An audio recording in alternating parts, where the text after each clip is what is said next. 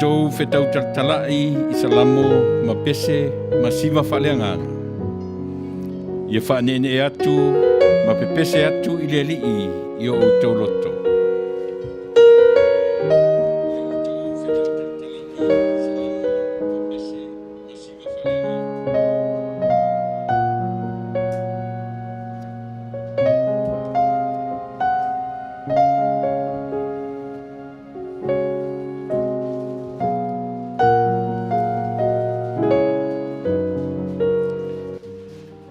Tatu amata I le tatalo ia taʻitaʻina ai le tatou proklamasani I le aso sa ma le aso sa. Ia vivi'i atu I le atua I pese ma vi'iga ia a'olumana'i ai le tatou tapua'iga tele lea ua suia le taimi o tatou proklame tatou lotu tele ia amata I le lua I le auauli taimi California, taimi Amerika, I nei Amerika. Ia o lea ua amata sifuru ma le lua tātou pesenga ma vi'iga I le atua tātou te ave ai lona lava vi'iga ma tapena ai ia nganga ma Loto ia o le'i whaia le tātou tāpua'iga tele ia e pe ona masani ai aso sa te tasi lea la ua amatalia le tātou prokalame lea ia vi'ia le atua I pese ma vi'iga ia ona soso'o ai lea ma le tatou tapua'iga tele I le itula e lua I le auauli. Ala tatu amata I le pese masani ai ona whaafetaia le atua le tangata Samoa. Pea le na iurutala o loo na mafua ai on tusia le pese whaafetai I le atua. Maua mai lea I le tusi lua, korenito e lua, a o lona mata upu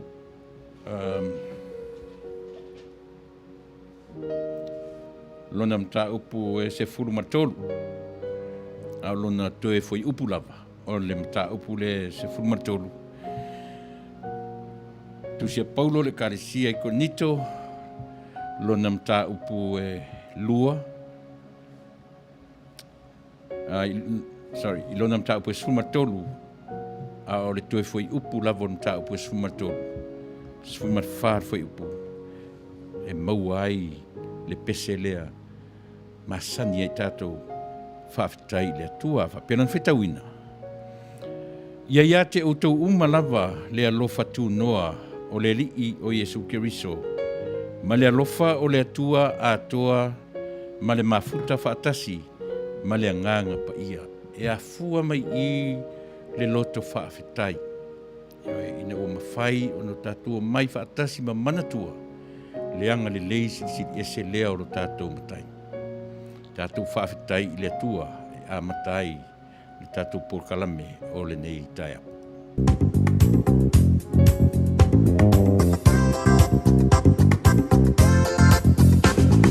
Wow.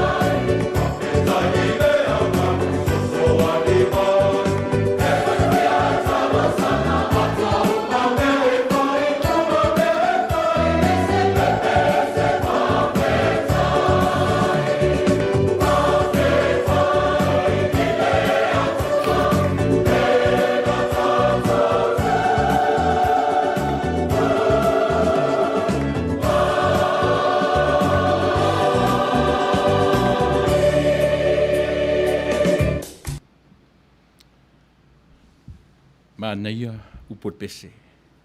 Ai awhesili. Ai se ae a fuai o na whawhetai tangata. Ai se ae a fuai o na o mai i a te oe mau le anganga ua tatau o na ave se whawhetai.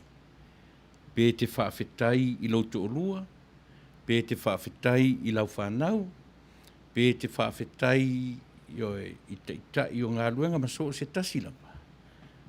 Tātou te whawhetai i usoa tangata. A o le whawhetai sili. Tātou te whawhetai i le atua. E ala ona tātou whawhetai i le atua, e ave le viinga. E whai mai upotusi. O le a le loto whawhetai. O le a le viinga o le atua e maua. Ina ua o tātou whawhetai i le anga le mai o se tangata. O lono winga, e winga ese lava. Ma sili ese, le anga le lei mai, ma le whaasoa mai a le atua. E atu lasi, e whaasoa le atua i lo soifua ma lo ola. Ai tasi la lea whawhetai a tangata. Ina ua au mai e le atua, le malama ia i tātou. Whai mai le vivi'inga ma pesenga o lo tus pese a le kālesia metisi o oe o lo malama. Tasi le vaenga, tātou te whaafetai ai i le atua. Na ua liutino tangata e ui mai lea. E ui mai ia Yesu, mana o au e fitu. Whai mai la le tasi o au o le malama.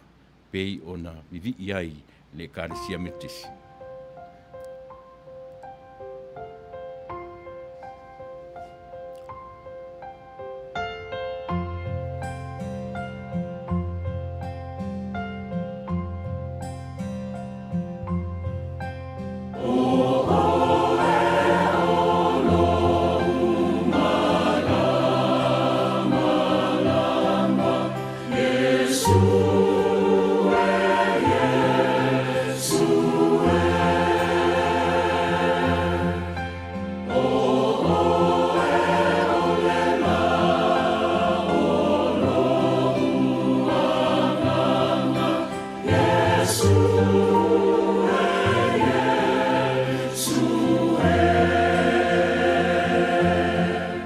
Siva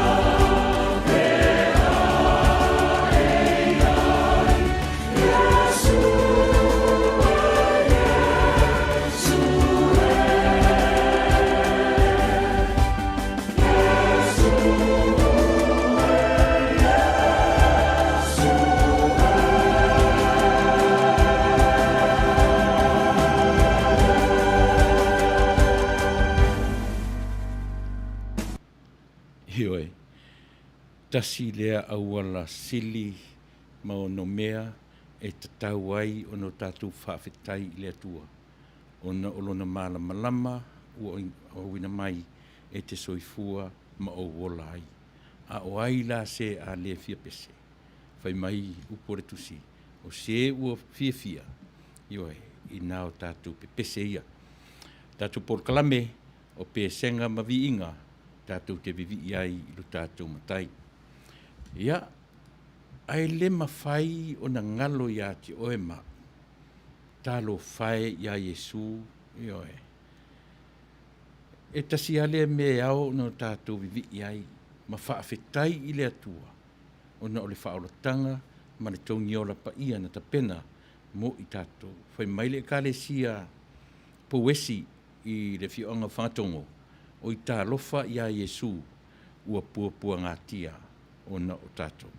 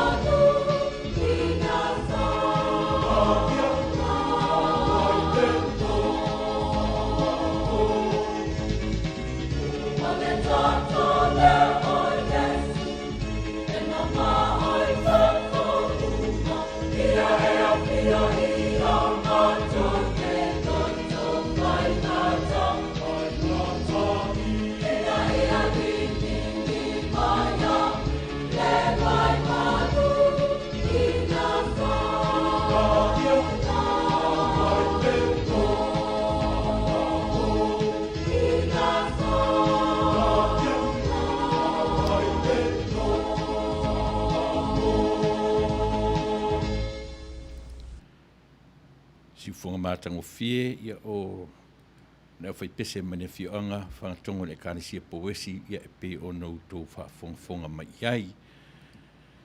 Fai maile tala a Paulo i le kānisia Filipi. O le mea tasi o te whaia, o te whaangalo i mea ua tuanai, o te momoe puno wai foi i mea o lumanai. Tusia Paulo le kānisia Filipi, lona mtau pue tolu, au foi pue sifuma tolu. Mana ia ia upu, ia o tātou tau mawhai e whaangalo mea ua tuanai. O le lava na matutoe whaamatala mai ia i tātou, o le nātura ai o le tangata soifua, ina te manatua mea. Ai whaatau le lei i le tusi lea, whai mai le tusi, e whaangalo mea. Ona winga, tātou te tau mawhai whaangalo mea na tutupu i le tuanai. Au le whaamoe, turi matai. Turi mata ngau le lumanai. E a fua ai o na Manuia. E a tala noa fo i la Paulo i mea tau ta alonga. I tau fetulinga. Ia te sila fia ma o i loa. A o ina whai tau fetulinga o mea nei o a feleti. O a onga, vao malo, vao a onga. E vai i lanes ia po leina ta moe, e tangata ta moe.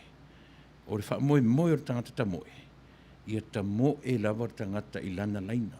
Ia voi taile me o le sulu, ma le la vea o lisi tangata. Aila tu unga i maila, tu unga umi, long distance. Ta i fia maila. Na le amatanga lava e aso le laina. Ia ona su e lole o le avanu. E te aila le la vea solo. O tangata tamu moe. Ta moe le se lau iata, se lau mita, po le lua se lau mita. Fai maila le tala lea. Ta moe puno wa i tangata e tusa o lana laina o tofi ai. Ia aua ni i o maile melea o le la vea o lesi masulu ai leisi. O a tuu la ilo sui fua man tatu o langa yaso faiso. Au e te popole fua i o tafa. E leo te tele mai lava le au tau mui man au tau wha leanga. Au le o mai ia i tātou. Ta puni o tau fofonga ma o tātou talinga. I leo ese o le lalolangi. Ai ta mo e pūno wai o lo whaatali mai le tini. Ia te oe ma o ai le tini. Yesu le i matwhaola.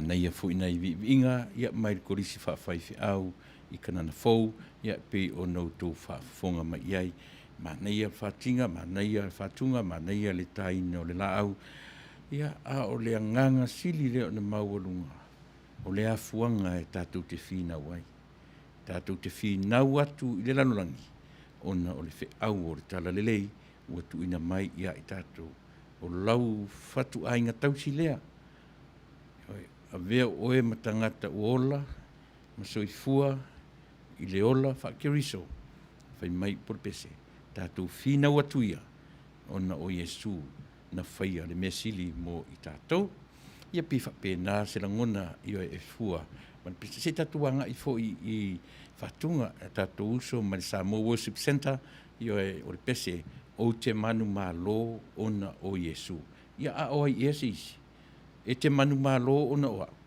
o te manu malo ona oe se tasi a le mwhai ai ona manu malo tangata o le na maliu ina ia e manu malo ma o manu malo ina ia ta ua mi tonuina oe ina ia ta ua mi tonuina ulanuinga le ai se tasi o tātou le lalo le mata o le la e a mi tonu a efto a ta ua mi tonuina I le maliu o Yesu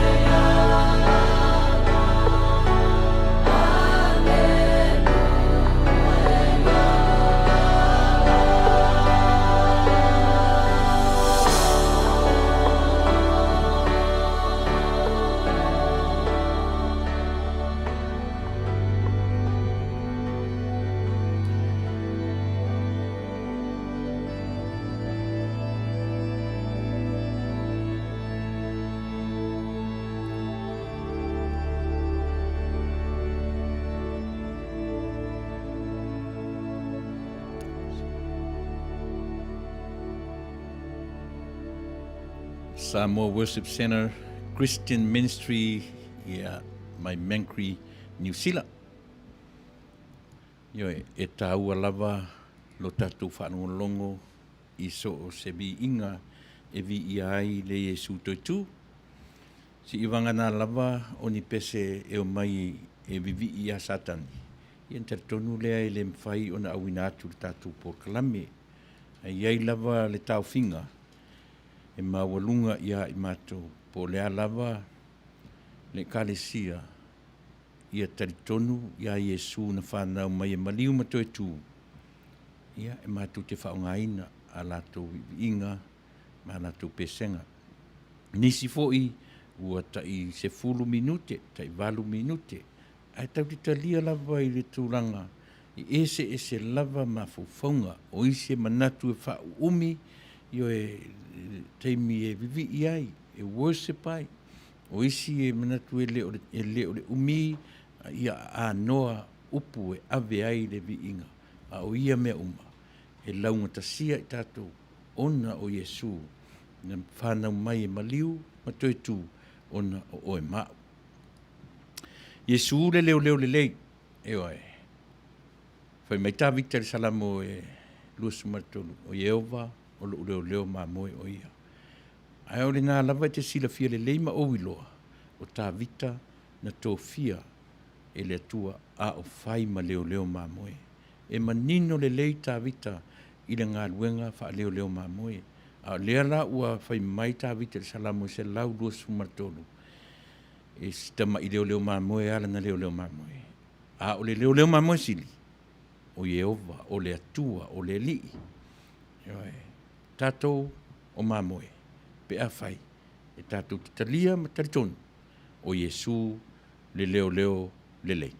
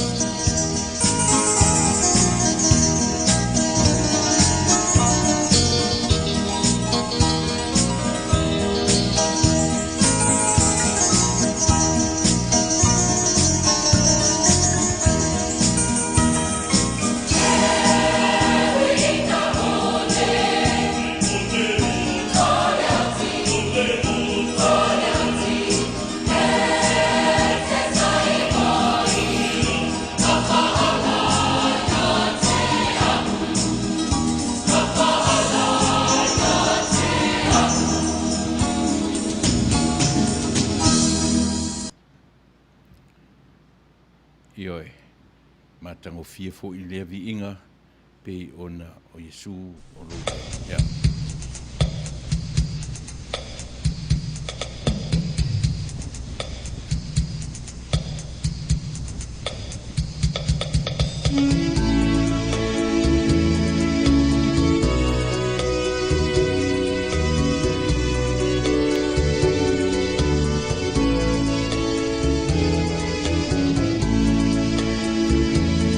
fo mai pe i Vivi'i o le Atua mai le kalesia Pepese e whianga whangatongo ia pe ono tō whāwhunga i tātou ke Vivi'i ai ma whāwhetaia lona lava ngalei.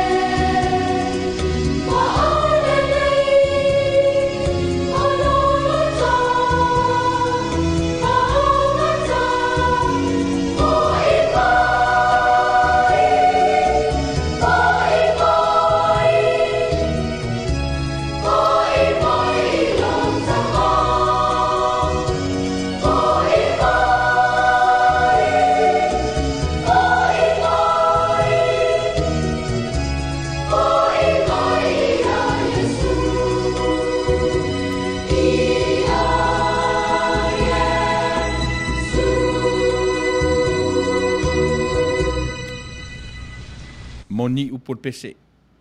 E lea ia se isi tātou te fo'i ai. Fai leo langa marisua malia o leo langa. Ai le lei leo o mai o le walau. Tātou role au wala e toi fo'i ai. E fo'i ia te ai. E fo'i ia Yesu. Ma neia tala e ola ai le anganga. E lei se isi o tātou e ami o tonu i lano le la. E isi o tātou na whanau mai loa, yo e tū mau mai lea mi o le leise i o oa ina avea matangata matua. Tau te tea e se loa ma le ola ma mao le pepe, tamatiti, pasola ina matua, ua pisi-pisia lo tātou ola. A mana ia upusi Pese lea na mai ina nei. E wha maru si au, yo e wha manino mai ia te oe mau, e iei le taimi o le atua i le soifua ma le ola. A fai o lo pulu salalau lo tātou ola. O lea fai mai le upore Pese. To e foi. Lea ia seisi e fai o no tātou foi ai. Na o Yesu e ma ngalo ma ola ai tātou. Ma naia, lea foi Pese fa marosi mai. Ia ale karesia o le Loto Pawesi. Ia i tutonu o le fioanga o whangatongo Amerika Samoa. Manatua Samoa. Io a o tātou eva i leo langa nei. I manatua. I o tātou o ifo le tunga mau. A ua uma no tātou loa le ala toi fo i ai. Le ai se isi o tātou e mwhai un toi fo i ai Yesu. Pe a ta o toi ifo le tunga mau. O le taimile nei. O le taimile nei whai mai le wha manatu o le Pese. Tātou fo i ai Yesu. A o mau o le mana vaula. I le mwhai tātou toi fo i o le tangata i ai Yesu. Ina ua ta oto i fo le tuunga mau. O te taritonu, pe to e lua ani nai tū la po ni nai minute, e toe talia ai i o tātou loto, le na au mai le whaoratanga ia i tātou, ai tātou tele i o ifo i le lua, o te taritonu wāno whangia i tātou. Manatua, a o tātou wola i leo langa nei, i o tātou loa o na toe fo'i i le na whaolaina i tātou. Whai mai le pese e tōru te lau luas fumarwha. E te le toi whaolaola mai ea i a te i mātou. Ina ia fia lava o nuu i a te oe. Salamo e se lau se fulumane lima a olona whaipoeono. Yesu e o lo tovine.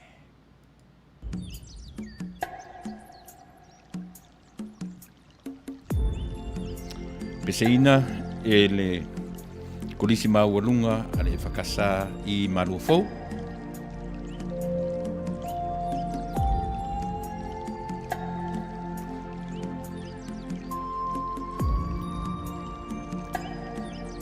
Yesu e o lo tauvine, sila mai iai. O la au ua talimate, ua le au waina mai, o na fua a malili, i le munga la ua fai, o le ua o ngā sili, i nā e tō ina mai.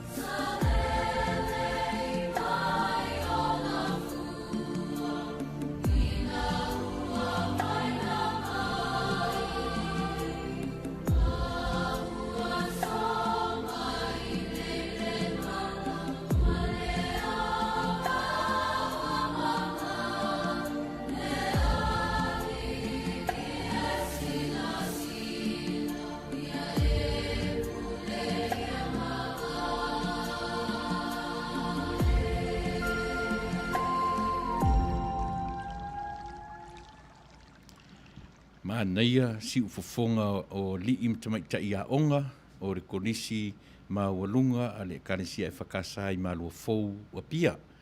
Pe o Outou whaafonga mai ai. Ma tango fie le to a file mu ele ngata o piano ma mea uma u whaangaina a o le whaatonu tonuina o si ufofonga e au maia le fe au io e Yesu e o oe o Loto vine. Mantango fie, whaftai at foi, le foi au fai pese. Io e, o leo te wa iatu, o te se io uanga iatu ia i lātou, e mule atu ngang whaftai tele, ia i lātou o lo mafuta mai, io e, mai ai le amatanga, ia te o mai le nei vaenga o le tātou Paul Kalame, Danny Ipakat, Lavania Painda, whaftai nia, ia, o se ua finelea, Vera, sua lalo ulu, ia alo fatu mo Outou Manuia toi fo iatu ia alito o pata malo sini Paulo ia Nico Kalolo se Yuli ia Nico faftai le felo mai ia fa pena foi to le foa la fionga ia faftai tele le mafuta mai o le tau te Paul Kalame o Pese ma Vivi'inga tatou te Vivi'i lo tatou matai. Ela lana u fia tala no le mele leo te falo leo te baba ia tu otalia tu fa pe so li au mafuta Manuia laso sapati mo le ta ua na me la itia pa u ia me ngata iso te itatama iloa io e ia manino pe il tangata kiusiano e leo se aso sapati laso nei o le sapati aia e fascino sia pat o le malolo sia pat o le malolo o le no winga o le aso e fascino i le aso lona fitu o le vai aso o walaia e sao i le kalesia aso fitu lo latu whaongaina o le upu io e sapati ananafi i le aso sapati i le tau te fiua e whaamatala na e sao le leili le kalesia aso fitu o le aso ananafi le aso lona fitu o le vai aso e tusa matala le kenese io o le aso le mea na tau o le aso sapati o le aso to na ia tatou i le faitawina pe o tau mwhai whaamanino Siva i sualea o na o le tari atu le tina o ainga ia Manuia le aso sapati o le aso le tatou tangata e taritonu ia Yesu na soifua mai e maliu matoe tu o le aso Paia o le ali io o le malolonga ia wha sapati o na nafi i le asto na pe afua pe atatua nga i le tala o le kenese mai le mfansi se ai le kare si aso fitu i le vaenga lea a o le malolonga tanta kirusiano i le malolo i se aso tatou te le malolo ea tatou te malolo ia Yesu na maliu matoe tu o le malolonga na tanta kirusiano tau te malolo so se aso pule tangata le aso malolo ai a o le malolonga o le anganga ma le mafaufau pau lea o le malolonga tatou te malolo ia Yesu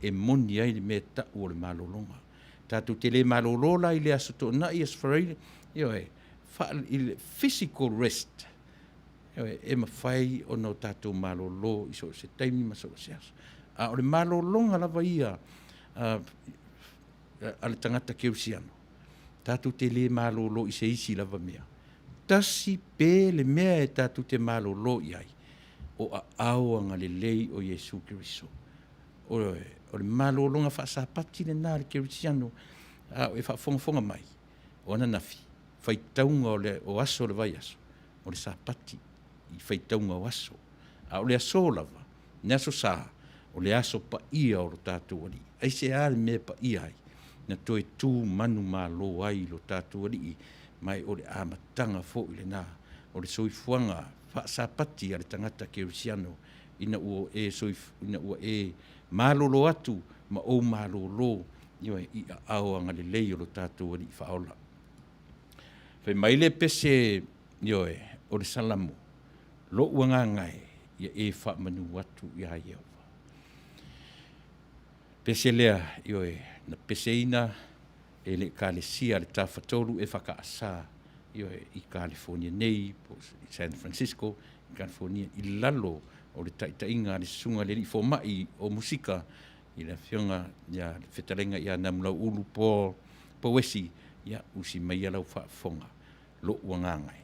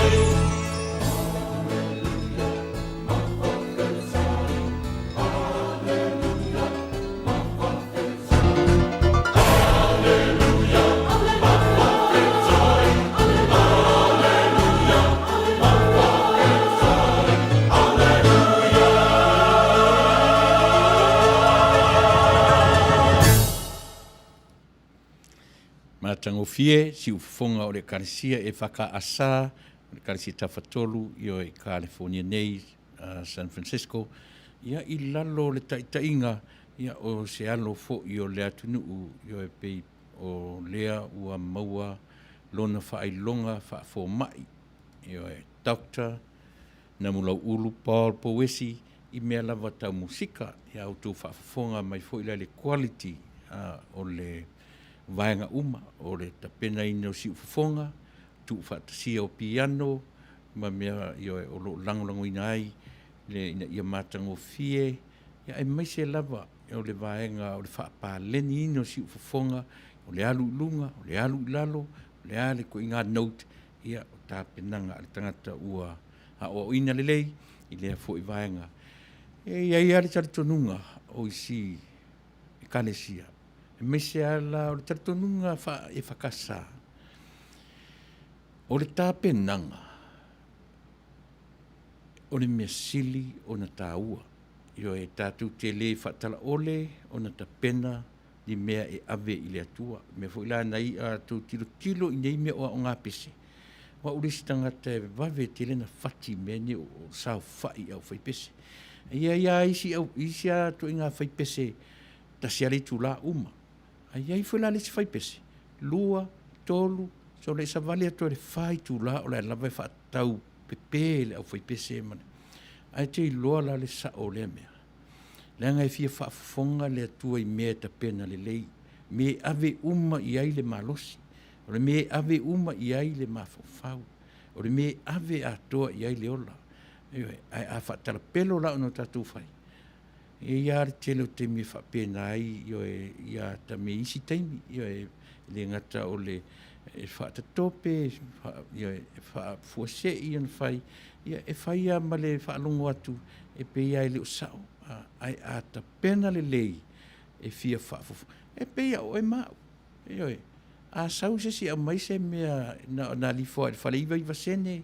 Ia e whaatau me ian tātou whaiale o le tala fo le well, thoughts count. E pi o le tala whaapalangi e whaingofi ai a sau la tangata whaatau mai se me sili on tangata. On tātou lo lea.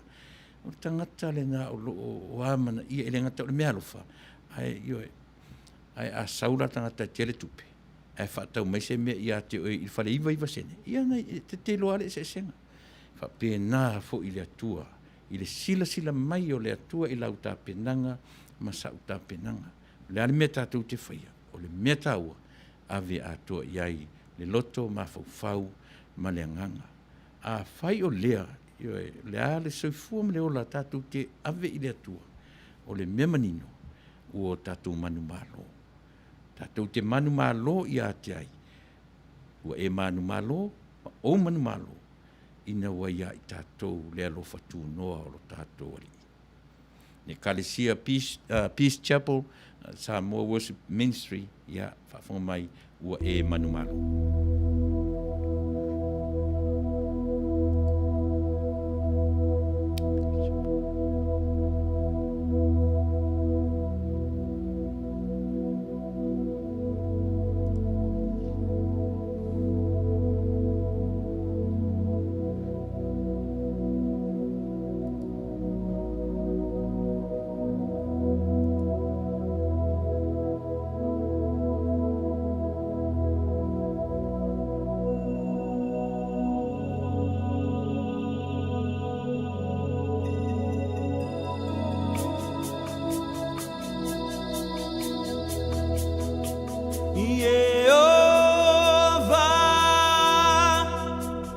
Lo Outou, ala Pese.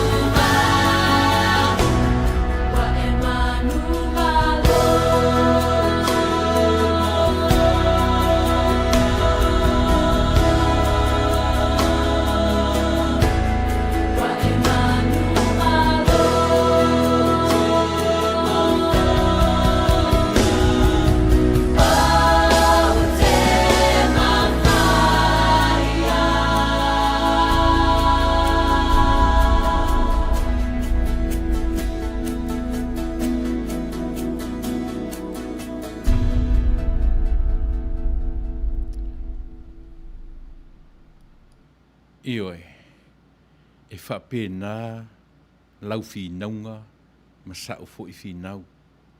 Tātou te whinauina, le manu malo a tātou wola I le soifuanga nei. Nei ia se whiaola tu ilalo. E nei se whia whaia ina I se mea. A o le mea olo o mai e pese. Tātou te manu malo, ina ua tātou loa o na o ilalo. Eoi. E te manu malo I ta alonga e te whinau, I ta alonga e te whinau I so se mea. E whawhea na manu malo I ta alonga. E le whape ta whao alatu manu malo. E whinau. I lau, it's all about your preparation. O lau tā penanga. I te le manatu e te ta whao. Le wha maoni. Ai wha moe alatu ia malo le au I ta aloai. Tātou tala no le manu malo. E wha pena le soifuanga ma le ola le tau te whinau. I mea e loa ai tātou. I mea tu wha mati e ai di tangata. O isi rawa tangata e whinau ina ia aluro na suafa I le lalo langi te le. Ina ia I loa e tangata. O le isi tangata e arola o na whinau. O na ia whaia se mea le lei e manuia ai le isi tangata. Ese uma lava alau whinaunga. Al whinaunga le au mai I e pese sa e whafonga mai e tasi lava lo tātou wala I malo. E tasi lava lo tātou wala I manu malo ona o Yesu. O Yesu na manu malo ia I le angasala. O le whamoe o lea manu malo. Ia e manu malo atuai ma oe, ma o manu malo atuai ma. Ai le mawhai ono tātou manu malo. Pe ila o le pese en tātou e. Ia pe a whai tātou te leiloa. Le ala e toe fo iai. I lo tātou matai. Aro tātou pese munmuri. Ona o lea o tira atu. Ua tā le taimi e tapena ai le mātou sauninga tele. Pio le nganga lava o tātou Vivi'i ma pesenga. E tapena ai lo soifua whale nganga. Tapena ai so mātou wola whale nganga. Nia ai le ianga I atu I le sauninga tele. Pio no whai atu. Ua mātou suia mai mātou temi mai se furu ma le lua pio na masani ai. Ia au le wanga I le lua. I le afiafi ia on nisi fo I mafua anga tatau. Tatu whai u I le au Pepese mai le fiuanga a le e whaka asa I pangpango ia e wha uma iai le tatu por kalame o le pese a we onu ese. Whai mai le tuspa ia le tusia isaia. E ufitia nu u le pongisa. A e a fioa I Yehova I olunga. Ma le popula o Yehova e ali mai lea I olunga. A we onu ese uma. E o I le pōngisa a ua fola o na pō e Manuia ai. Vave maia o le tau o iupeli. Pese lua se lau fasu matolu. A we onu ese. Pese ina e le au fai pese a le e whaka asa mai le fioanga o pangopango. Wha uma I ari tātou por kalame.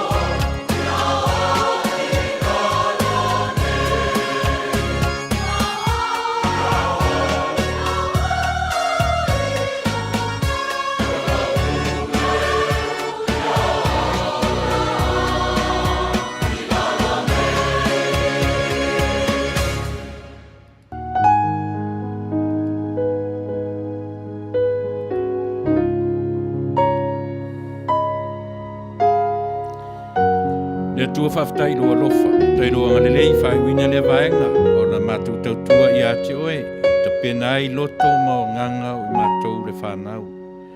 Mai a le vaenga whaftai, au ta pena atu mātou te watu lovi inga.